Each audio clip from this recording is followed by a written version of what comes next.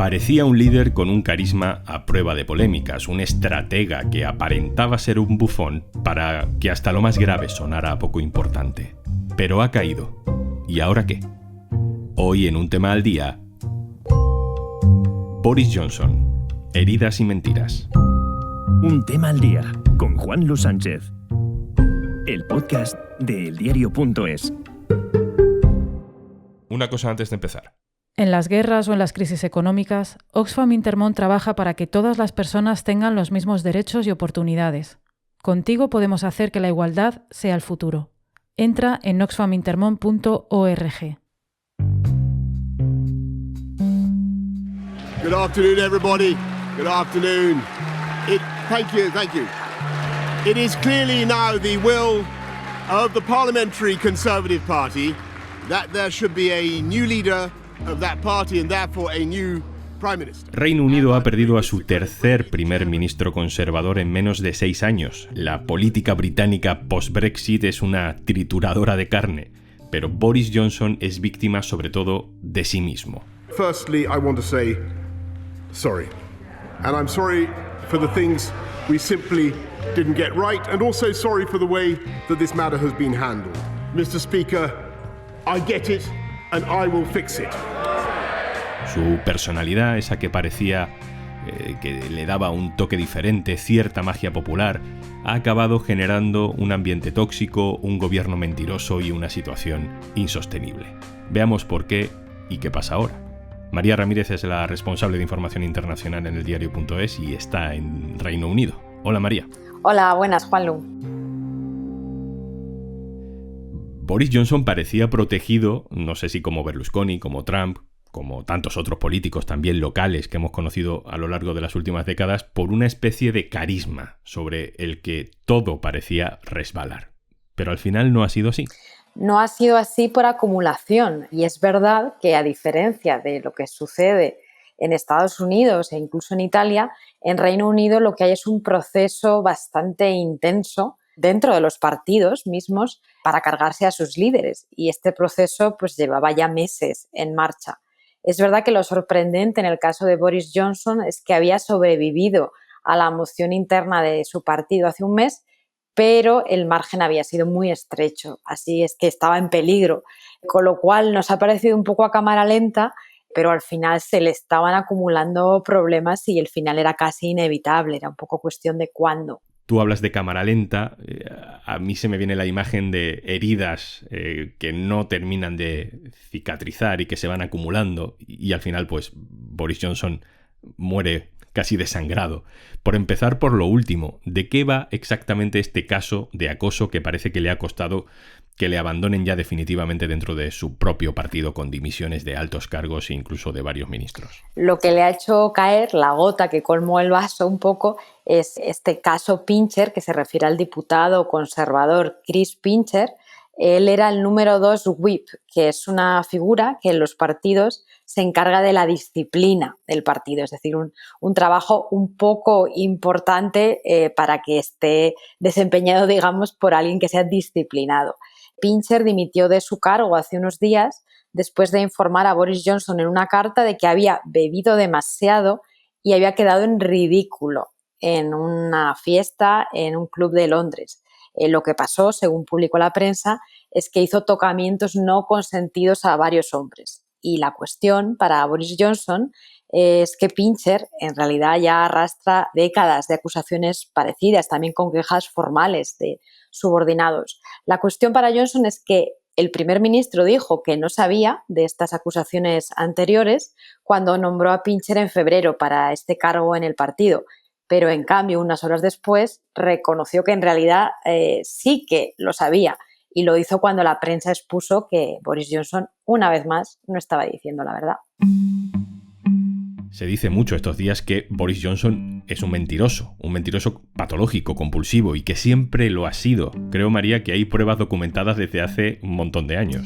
Es un patrón en su carrera, incluso desde cuando era periodista. Se cuenta, de hecho, muy a menudo esta anécdota de que fue despedido del Times, de El Diario, porque en 1988 se inventó una cita que en este caso era una cita de un historiador que además era padrino de Boris Johnson, sobre el rey Eduardo II de Inglaterra. Realmente una cosa un poco surrealista para inventarse una cita. Pero es cierto que desde entonces no decir la verdad o no decir claramente la verdad ha sido un patrón de comportamiento, tanto cuando era periodista, fue corresponsal en Bruselas y exageraba mucho en sus crónicas, por decirlo con un eufemismo, hasta en su carrera política, donde además a veces digamos que tuvo problemas por no trazar una frontera muy clara entre su vida personal y su vida profesional, como varios líos con subordinadas, y desde luego en su carrera de primer ministro que ha sucedido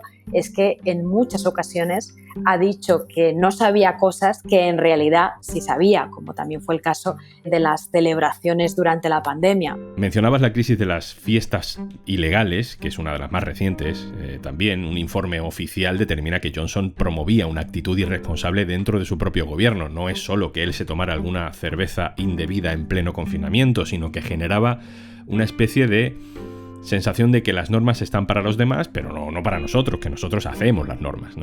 Así es, igualmente Boris Johnson, desde siempre, cuando ha sido líder de organizaciones, lo que le ha rodeado es el caos, y un poco el punto en común siempre de las organizaciones más caóticas es él, con lo cual es algo que la cultura que lleva detrás, un poco de desastre, es lo que le ha acompañado en varios puestos.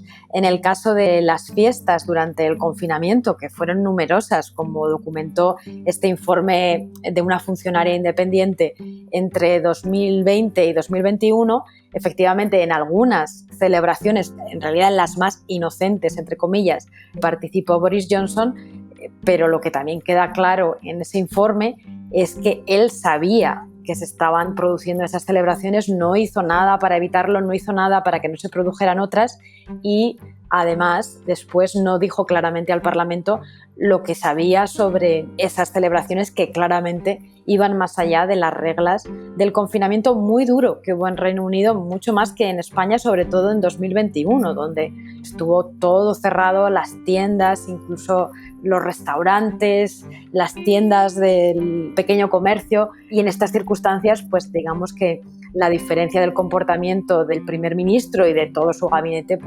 digamos que era todavía más fuerte con lo que estaba viviendo el país.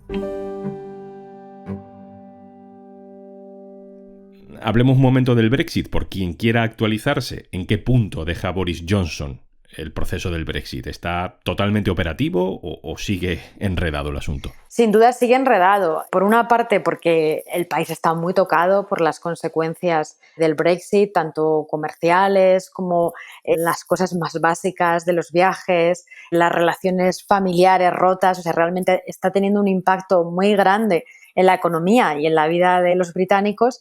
Y luego hay una parte que ha reabierto Boris Johnson del acuerdo que él mismo firmó, que es la que tiene que ver con el comercio con Irlanda del Norte. ¿Y ahora qué? ¿Podemos esperar algo de Reino Unido diferente respecto a Europa? No sé si como parte de toda esta crisis hay una sensación en el Partido Conservador de que el asunto del Brexit se le ha vuelto en contra. No sé si podemos esperar algún tipo de matización, de rectificación, o si eso está totalmente fuera del tablero de juego. El Brexit es muy impopular porque se están viendo ahora las consecuencias, y también ha subido el rechazo entre las personas que votaron a favor. Pero la realidad es que ninguno de los dos partidos quiere reabrir ese melón. No solo los conservadores, que estaban mayoritariamente a favor, sino también los laboristas, porque los laboristas siguen teniendo a una parte, por lo menos de diputados, que no veían tan claro lo de oponerse a la salida de su país. Y en cualquier caso sería tan complicado reabrir el asunto y volver a plantear un referéndum que ahora mismo no se quieren meter ahí. Pero desde luego parte de la crisis económica que está viviendo Reino Unido viene directamente del Brexit. ¿Quién puede suceder a Boris Johnson? ¿Cuáles son los principales nombres? Aunque supongo que no nos sonará mucho, o las principales ideas que hay ahora en competición.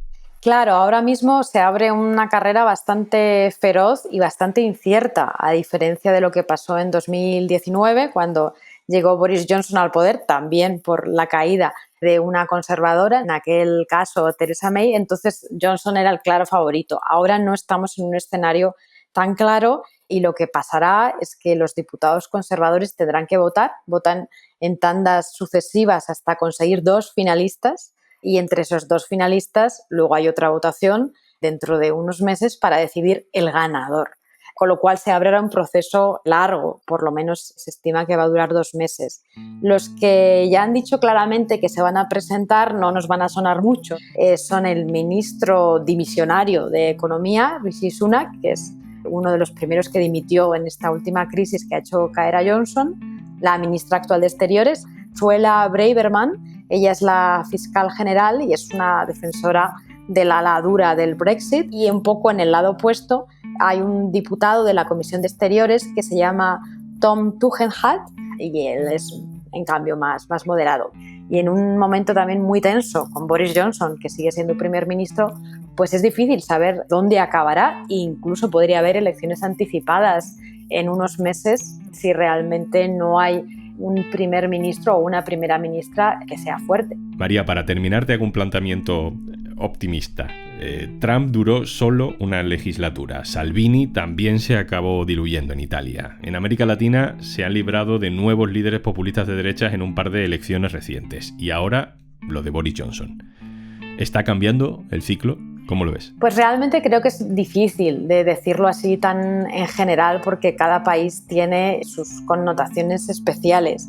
Y es cierto que en algún momento de la pandemia lo que se veía sobre todo en Europa es que los partidos más extremos, tanto de derecha como de izquierda, estaban perdiendo un poco de fuelle y parecía que había cierta tendencia a favorecer a los partidos más de centro o tal vez que ofrecían más estabilidad a los gobiernos, un poco pues por el temor de lo que habíamos pasado. Ahora en muchos lugares estamos viendo lo contrario, que los votantes están castigando a los gobernantes, un poco por el cansancio de lo que queda de la crisis de la pandemia y la nueva crisis inesperada que nos ha traído la guerra en Ucrania.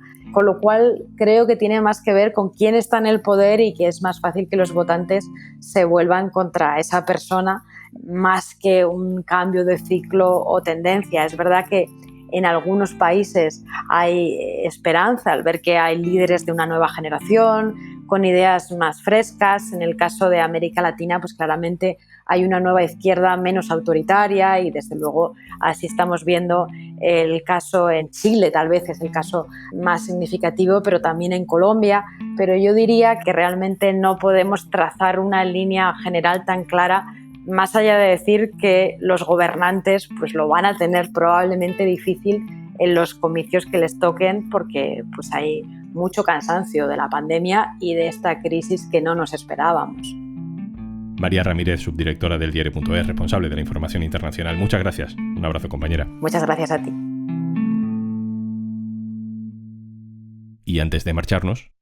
No te podemos prometer que vayas a tener horas suficientes para disfrutar de todo el contenido que tenemos en Podimo, pero te regalamos 60 días gratis para que lo descubras. Regístrate en podimo.es/aldía y disfruta de todo el contenido de nuestra aplicación. Miles de podcasts y audiolibros que harán que sientas que siempre quieres seguir escuchando más. 60 días gratis por ser oyente de Un Tema al Día de eldiario.es. Esto es Un Tema al Día, el podcast del diario.es. También te puedes suscribir a nuestra newsletter. Encontrarás el enlace en la descripción de este episodio. Este podcast lo producen Carmen Ibáñez, Marcos García Santonja e Izaskun Pérez. El montaje es de Pedro Nogales. Yo soy Juan Luis Sánchez. Mañana, otro tema.